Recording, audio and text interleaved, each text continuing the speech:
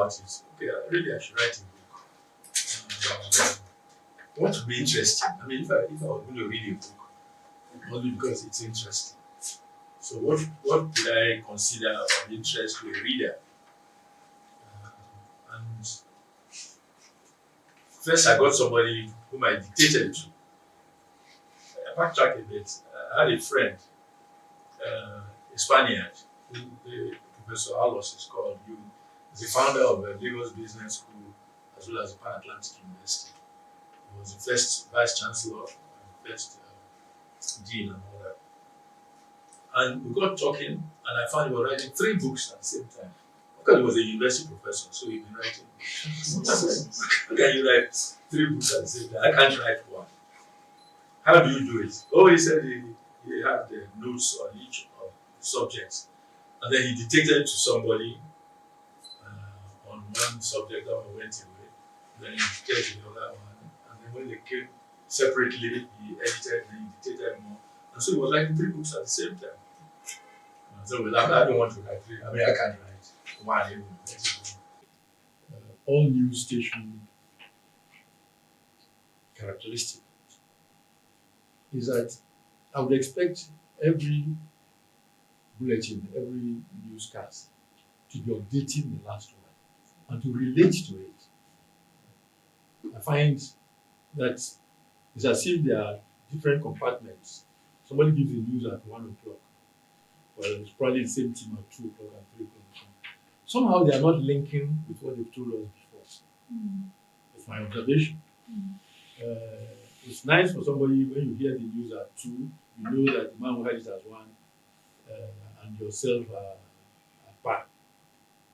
But I would like that at 2 o'clock you have updated the 1 o'clock news. And at 1 o'clock you are asking me, because really it's a promotion, that we will bring you more on this later today. So I'm on the watch out. Yes. But they don't do it. They just come back and say that's all the news of the day. At 2 o'clock you get the same thing as you had at 1 and so on. Whereas I said I would expect 1 o'clock, that's as and when I'm signing on, I said we are going to follow this story and we'll bring you more later. I'm on the lookout for them. I don't get it. Let's see, for instance. Well, that's at 10 o'clock on Sundays. No, Yes. they do. As a social, yes. And you notice that the journalists don't even they don't respect it. I was reading one. There are some veterans, television veterans on WhatsApp, and so they say, "Oh, this 10 o'clock on NTA, is it journalism?" I said, "What is journalism?" They've taken an aspect of journalism where they are on their own. Nobody's competing with them there. And then you say, oh, what you learned at school. If you stay at school, you should not have graduated. I mean, don't do what is wrong. And wrong is what all of us can criticize. But they've taken a style. Somebody was raped in a small village in Niger State. They told us, we are following this story.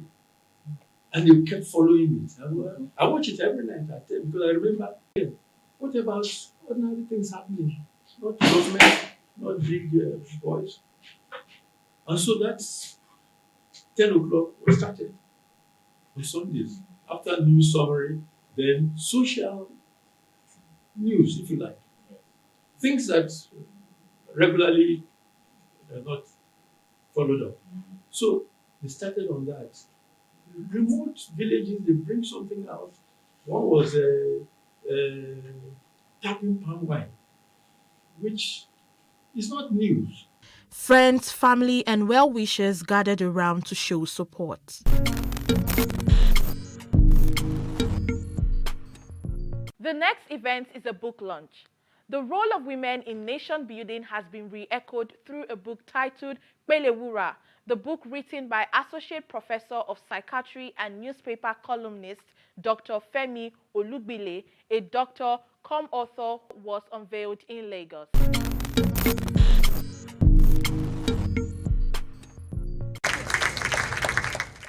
It is the launch of the book Kwelewura. It reveals the untold story of gender politics in early colonial Lagos and Nigeria. The book encapsulates the historical foundation of Lagos and Yoruba land. It beams a searchlight on a woman, Alimotu Kwelewura, a heroine in Yoruba land. Dr. Femi Olugbile is the author of Kwelewura.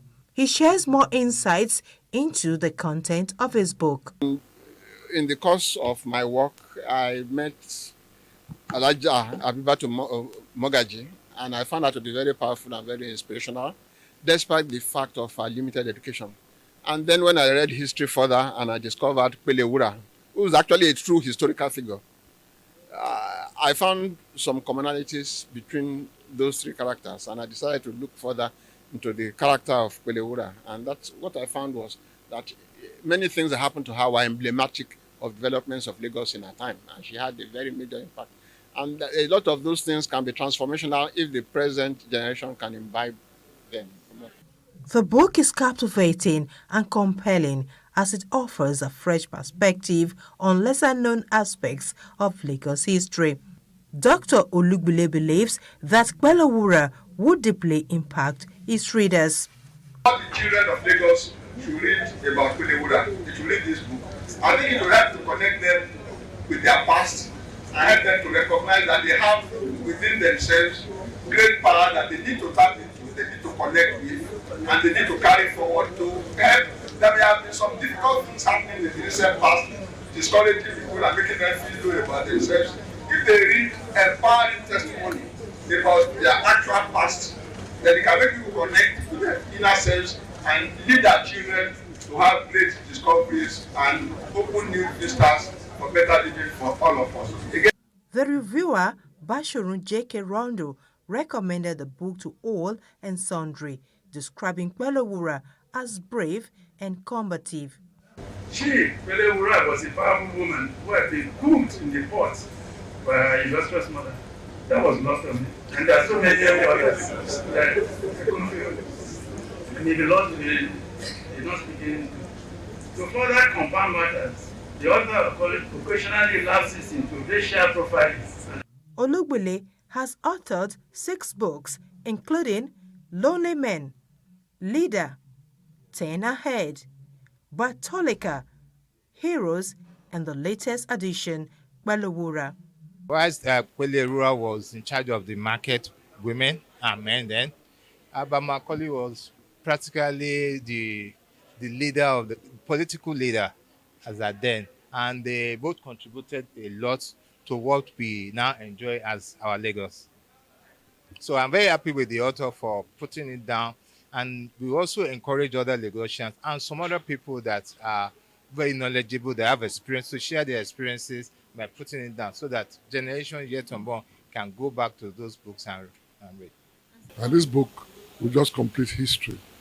And there are many more books like this that should come out to show the role of women.